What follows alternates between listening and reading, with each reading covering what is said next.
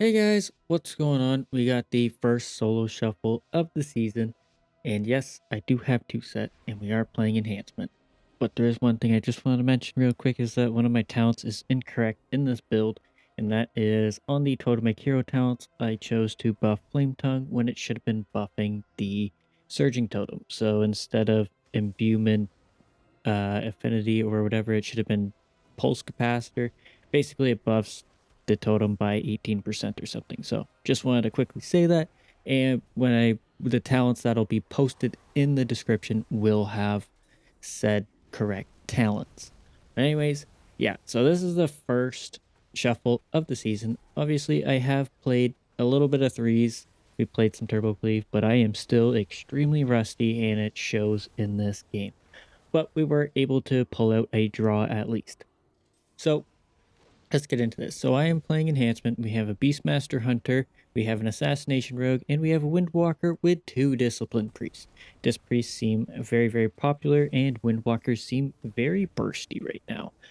So in this one, I am really focused on the Assassination Rogue, but kind of switching in between them to see what kind of defensives can I get.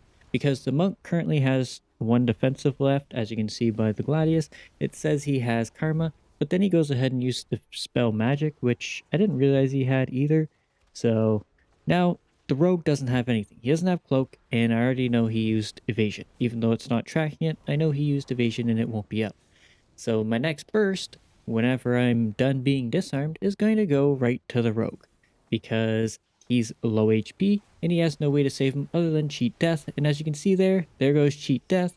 Monk comes in, or the rogue did, and disarmed me, and we're still able to bring down the rogue, thankfully. On to the next match. It's me and the Windwalker versus the Assassination and the Beastmaster. Now, normally, you'd go for the Beastmaster, but lately I've been finding that they are extremely tanky, very hard to kill, and very annoying to chase. So whenever I get the chance, I just usually go to the rogue, because rogues tend to fall over quite easily, especially as of late with some recent changes. They no longer have the cloak immunity. It only affects physical damage, but they do have evasion still. But in the end, they're still quite squishy. So I've been more or less going after rogues. So you can see here we are still chasing the hunter, just because we want to see if we can get anything out of him. But there's a pain suppression, so I'm like, okay, let's just hit the rogue real quick, see what we can get out of him. And he's already used evasion and he's already used cloak, so there's nothing. So he goes ahead, vanishes. Okay, let's just run after the hunter, see what we can get. He pops back up after our priest, cheap shots our priest. The monk does a nice job bringing a piecing, so I ended up trying to get a bit of damage onto the hunter, but ended up missing with my primordial storm. So we're just kind of waddling at the hunter. Get very close to death, and the priest does a nice job swapping me, which was great because I had nothing left. And I do have wall coming up very soon, but not soon enough. So here, this is when we start switching to the rogue, because he's in our face. There's nothing left for him to do, because he doesn't have evasion and he doesn't have cloak. So he's just here taking all the damage. So I use Doom Winds, I Primordial Storm. There's the barrier. He ends up kidneying me, and I knock him. This is kind of a mistake, but at the same time, I was a bit worried of taking too much damage, because it looked like the hunter was setting up for some big damage with all the pets he was summoning. And I don't really know Beastmasters that well, so I was a bit scared. So here they start getting on the back foot. The monk is already in there getting all the damage, getting CC'd. So I charge in, go ahead and wall right as I get silenced, so that way I know I am fairly safe. But here the rogue ends up stepping to one of us, and we just kill right through cheat death. But yeah, I've been finding hunters are almost kind of like pointless to go after. Like I don't know, they just feel impossible to kill. So here I'm with the Assassination Rogue versus the Windwalker BM, and I want to go after the monk. One, monk is very powerful. He has very high burst damage, and if we're chasing all around with the hunter, and plus the hunter, it doesn't feel like the hunter is really going for all that many traps, so I wasn't too worried. So I just wanted to go after the monk, see what we could get, because this guy's scary, but monks also don't have like a significant amount of defense against physical damage.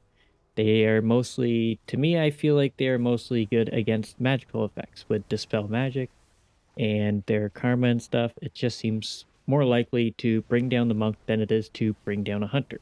But the monk's damage is just so high, like you can just see it on the meters. He's going crazy. Here, I should have rooted the hunter's pets, but I go ahead and hex him, and then the monk comes out of left field and just blasts me. I don't even know. I don't know. I think it's their new ability, Slicing Winds. I've only played Windwalker Monk in PvE, but like they feel quite insane. They feel quite insane. Most of the time I'm playing Mistweaver Monk, but so here this match was kind of a fluke. I don't even know, but they start going me, so I go ahead wall. It was a bit late, but better late than never, I guess. So they switch right to the hunter and he gets absolutely blasted. And I'm focusing on the rogue, mainly because the rogue is going to be easier to take down than the windwalker. So this is where the fault comes in, I believe. Right here. I just get blasted. I was getting close to pressing by stone bulwark, and I just get slicing wind for 2.5 million and just dropped. It's I don't know. I didn't realize slicing winds or he didn't have any cooldowns. I don't even know.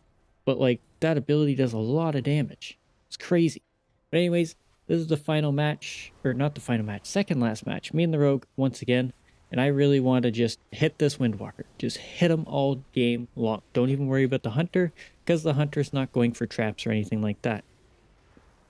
So I think let's go for the windwalker. But the rogue is very fixated on the hunter, which is a bit unfortunate. So we were quite split, but you can just see like the Windwalker is taking damage. Unfortunately, he still does have all of his cooldowns, like his karma. He still has dispel magic and stuff like that. So I end up getting rocked quite a bit. So the priest had to life swap me because I had nothing left to use to save myself. I do have Rocky, but I tend to always forget about Rocky. So I back up, get Earth Shields reactivated, and then the rogue ends up just getting blasted as well. Like, I don't know what is going on with Windwalker, but it is quite insane right now. So it's making me want to play my Windwalker. Not gonna lie. But I'm sure it's just I need to get used to the season. I think I just need to figure out what it is that they're doing to make so much damage and go from there. But again, it's me and the Windwalker for the final match. We are going to go after the rogue for the most part.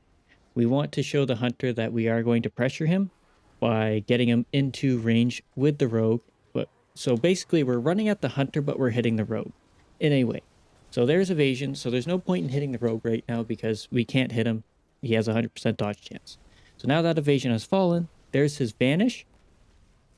So that's two defensives down. I consider vanish a defensive because it drops combat.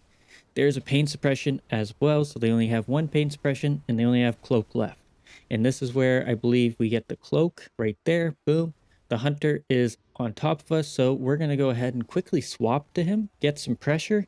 Rather than chasing around a corner and putting ourselves into bad positions, we want to pull the rogue to us and make sure he's in a bad position. So here we get Primordial Storm for a big chunk of damage, and then we get CC'd quite a bit by the hunter, but the rogue is off dealing with our priest, which is interesting to me. So it does kind of make sense, but at the same time, it's a little bit weird. So here I get a nice root, get on top of the rogue once again. I'm also missing a lot of interrupts. Like there's so many times I could be interrupting that I'm just not. Like right there, I could have interrupted and, saved a bit of time. But, again, I was so rusty. I got to get back into PvPing a whole lot more because last season was just not very fun. But here we got a huge amount of damage and the rogue falls. But anyways, guys, that is it. Hopefully you enjoyed. Thanks so much for watching, and hopefully I'll see you in the next one. Laters!